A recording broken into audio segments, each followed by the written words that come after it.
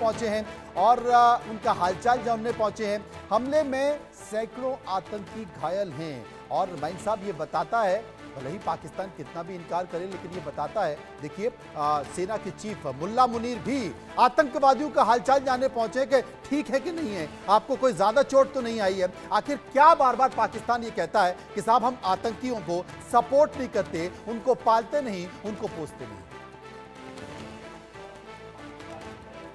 झूठ बोलता है और झूठ का पर्दाफाश भी स्वयं कर देता है।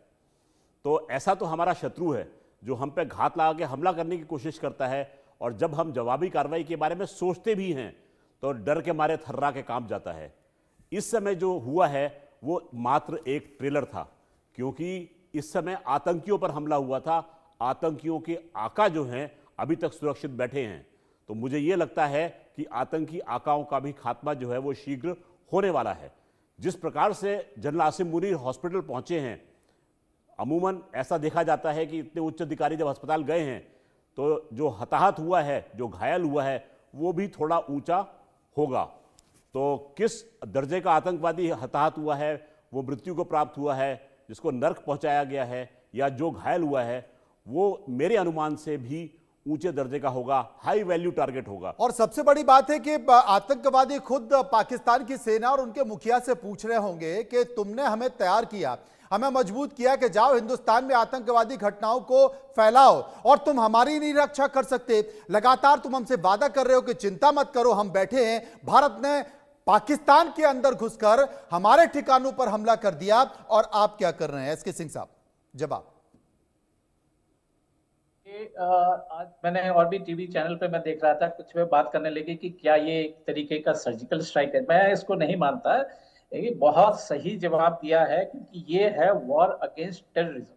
ये वॉर किसी देश के खिलाफ नहीं कर रहे हैं, हमारा टेररिज्म। इसीलिए सिर्फ जो टेररिस्ट के जो ठिकाने हैं, जो कैंप्स हैं जहां से ये लोग अंदर आते हैं, या इनके जो ट्रेनिंग सेंटर्स हैं जो कि पाकिस्तान के अंदर हैं, अक्रॉस द इंटरनेशनल बॉर्डर हैं, वहां तक हम लोगों ने इनको घुस के जो है बड़े अपने प्रेसिजन वेपन्स के जरिए, प्रेसिजन जिससे कि आसपास कोई और नुकसान न हो, कोलैटरल डैमेज न हो, हमने इनको तबाह किया है। तो ये बहुत बड़ा मैसेज है पूरे देश के लिए और पूरी दुनिया के लिए, और खासतौर पर पाकिस्तान के लिए, कि अगर अब आप चाहते हैं कि आप रिएक्ट करना चाहते हैं एज अ वॉर, वो अब आप ऑप्शन के आपके लिए है। लेकिन हमने अपना बदला पहलगांव का। और सिंह साहब, एक और बड़ी खबर है कि मसूद अजहर के परिवार के 14 लोगों की मौत हो चुकी है। मसूद अजहर जिसकी आप अभी तस्वीर देख रहे थे, वो किस तरीके से आतंकवादियों को पाल रहा था, भारत में आतंकवादी घटना को अंजाम दे रहा था। मसूद अजहर के परिवार के 14 लोगों की इस हमले में मौत हो चुकी है, और भारत ने अपनी प्रेस कॉन्फ्रेंस में ये साफ तौर पर कहा कि हमने आतंकवादी ठिकानों पर हमला किया है। आतंकवादी जहां पर रहते हैं, जहां पर पाले जाते हैं, जहां पर ट्रेनिंग होती है, वहां पर हमला किया है। मसूद अजहर जो कि भारत में तमाम आतंकवादी घटनाओं का जिम्मेदार है, प्लेन हाईजैक का जिम्मेदार है, और प्लेन हाईजैक के जिम्मेदार को 14 परिवारों की मौत हो चुकी है। एसके सिंह साहब, ये वही मसूद अजहर है जिसने भारत में विमान हाईजैक किया था। बिल्कुल सही, बिल्कुल सही। और अब जाके इनसे जो है बदला लिया गया है, और ये तो अंडरप्ले किया जाएगा। पाकिस्तान जो है पूरी खबर भी नहीं देगा कि कितने लोग मारे गए हैं, कितने टेररिस्ट मारे गए हैं। लेकिन ये मैं बतलाऊं कि कम से कम 250 से 300 टेररिस्ट तो बड़े आराम से इस सारे स्ट्राइक में जो है मारा गया है। और ये स्ट्राइक हम लोगों को यहीं नहीं रोकनी चाहिए। जब भी ये चीजें ऐसी हैं जो लगातार हम लोगों को करनी पड़ेंगी, क्योंकि आतंकवाद जो है इस तरीके से खत्म नहीं होगा। ये आगे भी आने वाले समय में फिर ये घटनाएं होंगी, तो हमें तुरंत जवाब देना चाहिए। ये मैसेज भी जाना चाहिए साथ। यह मैसेज भी जाना चाहिए। और जो प्रेस कॉन्फ्रेंस हुई है उसमें बहुत ही कूटनीतिक तरीके से पूरी दुनिया को, पूरे विश्व को एक संदेश दिया गया है।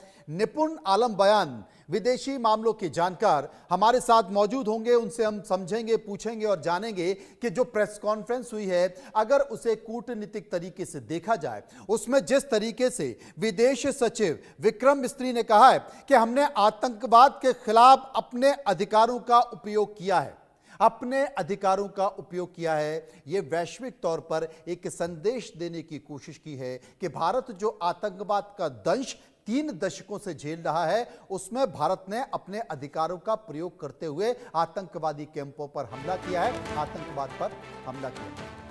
एक और